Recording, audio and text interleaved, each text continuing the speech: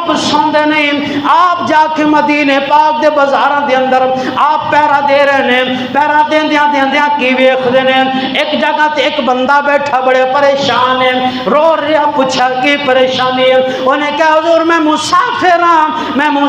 ہاں، میری بیوی حاملہ ہے، بچہ ہون والا، کوئی دائی نہیں مل رہی۔ آپ نے فرمایا پریشان نہ ہو، ہنے دائی دا انتظام ہو جاندہ ہے۔ آپ گھر گئے، جا کے اپنی خاتون کیا، پر لہذا ایک مسافر ہے، پریشان ہے، او دی بیوی حاملہ ہے، چل آج چل کے ایک خادمہ بن کے چل، او دی خادمہ بن کے چل، دائی بن کے چل، اپنی خاتون نال لیا، بیوی نال لیا، لا کے گئے، جا کے ان کیا پریشان نہ ہو، لہذا میں ہوں ایک دائی دا انتظام کیتا ہے، دائی لے کے گیا، آپ دی بیوی اندر گئی، جا کے اس نے سنبھالیا، اندروں آواز آئی، امیر المؤمنین مبارک ہوئے، اللہ نے اس مسافر نو بیٹا دیتا ہے،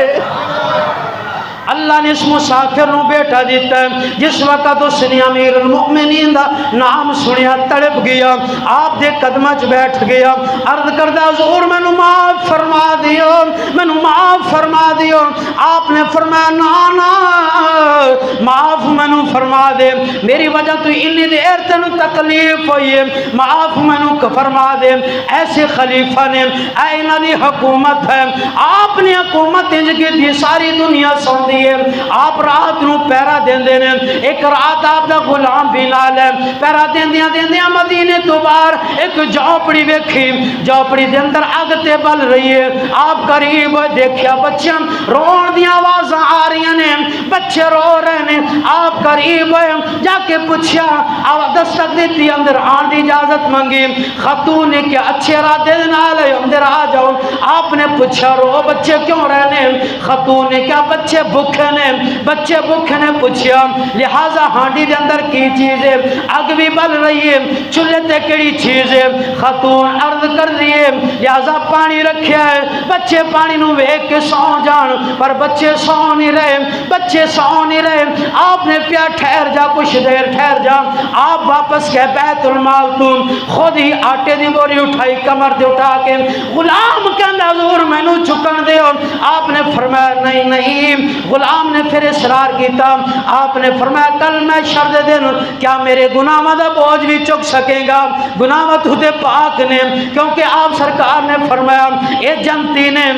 جنتی نے میرے نبی نے فرمایا میرے بعد کوئی نبی ہوندہ وہ میرا عمر ہوندہ، حضرت عمر پاک نے فرمایا میرا بوجھ قیامت والے دن بھی چک سکے گا۔ وہ غلام بھی تڑپ گیا، آپ نے خود بوری چکی، خود آ کے کھانا تیار کیتا، بچیاں نو کھانا کھلایا، جو جان لگے خاتون عرض کر دیئے کاش کہ آپ خلیفہ وقت ہوندے، عمر دی جگہ تھی آپ ہوندے، آپ نے فرمایا جدو عمر دے کول آؤ گے، اتھے جدو آؤ گے دربار دے اندر میں نو ہی خلیفہ پاؤ گے، ذرا سبحان اللہ چکاؤ گے، آپ نے فرمایا کہ میں نو ہی امیر المؤمنین پاؤ گے۔ تو برادران محترم ٹائم دے مد نظر جو اگر آپ دی خلافت دا ہی اسی موضوع لے لیے نا کہ آپ نے حکومت کنج کیتی ہے، تاریخوں دے اندر موجود ہے، یہود و نصارہ خلیفہ دوم خلیفۃ المسلمین حضرت سیدنا عمر فاروق رضی اللہ تعالیٰ عنہ آپ دے خطبے پڑھ کے آپ دی خلافت دا مطالعہ کر کے انہوں نے عمل کیتا ہے، لیکن ساڑے خطیاں نو پتہ نہیں کی ہویا، سیاست دے اندر آ کے آپ دے خطبہ تو بھی دور، لیکن ساڑا تے ہی مطالبہ ہے کہ یکم محرم نو بھی چھٹی ہونی چاہیے، کیونکہ آپ دی شہادت دا دن ہے، یکم محرم نو بھی چھٹی ہونی چاہیے، اور حضرت سیدنا عمر فاروق رضی اللہ تعالیٰ عنہ آپ دے خطبہ ہونا چاہیے، خلافت دے خطبے ہونے چاہیے نے کہ آپ نے خلافت حکومت کنج کیتی ہے، دسنا چاہیے ساری دنیا نو۔ برادران محترم 26 ذی الحج نو ابو لولا نامی شخص اس نے نماز فجر دے ٹائم مسجد نبوی شریف ہے، امیر المؤمنین خلیفہ دوم حضرت سیدنا عمر فاروق رضی اللہ تعالیٰ عنہ آپ نماز پڑھا رہے نے، نماز دے دوران ہی اس نے حملہ کر کے آپ نے زخمی کیتا، آپ زمین تے تشریف لائے، حضرت عبد الرحمن بن عوف رضی اللہ تعالیٰ عنہ آپ اگے بڑھ کے نماز مکمل کرائی۔ 26 ذی الحج نو آپ زخمی ہوئے، یکم نو آپ دی شہادت دن ہے۔ آپ دی وصال تو پہلے آپ نے اپنے بیٹے حضرت عبداللہ پاک نو بلایا، فرمایا کہ بیٹا انج کر،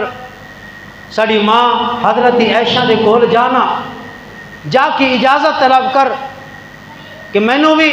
سرکار مدینہ صلی اللہ علیہ وسلم دے قدمہ دے اندر جگہ نہ مل جائے۔ تیرے باپ حضرت ابوبکر صدیق رضی اللہ تعالیٰ عنہ آپ دے قدمہ جگہ مل جائے۔ حضرت عبداللہ پاک اجازت لین واسطے گئے۔ اما جی نے فرمایا کہ بیٹا جگہ تے اپنے واسطے رکھی ہے، لیکن میں حضرت عمر پاک نو اگے ترجیح دیاں گی، اپنے باپ حضرت عمر پاک نو دفن کرو۔ حضرت عمر پاک نو سرکار مدینہ صلی اللہ علیہ وسلم دے قدمہ دفن کیتا گیا، اور یکم محرم نو آپ دی شہادت دن ہے۔ تو برادران محترم، یکم نو آپ دی شہادت ہے، اور 10 محرم نو کریم آقا صلی اللہ علیہ وسلم